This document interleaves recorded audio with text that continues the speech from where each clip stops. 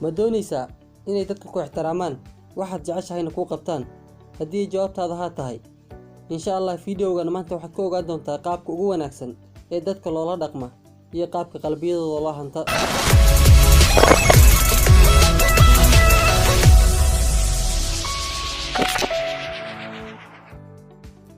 halkaad nagala socoto waa Najashi Channel. haddii ay tahay markii koowaad soo booqato, waxaan kaa codsanaynaa inaad nagu soo biirto. Please subscribe dheh, gambaleelkana fursa aad ugu mid noqoto daawadayaasha koowaad.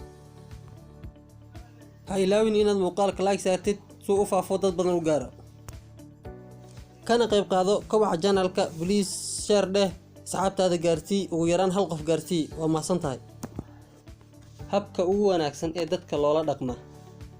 mar kasta waxaa qasab ah inaad dadka ula dhaqantid sida wanaagsan, maxaa yeelay ma jiro qof bilaadan ah oo ka maarma dadka.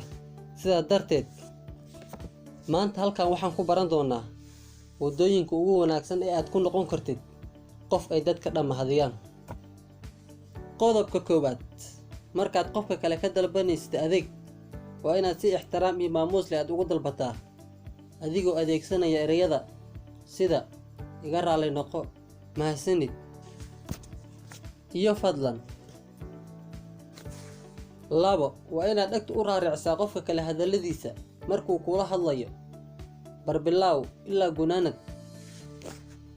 ha ka dhexgelin hadalkiisa, hana ku mashquulin cid kale ama mobile, si mug lehna u dhegeyso hadalkiisa.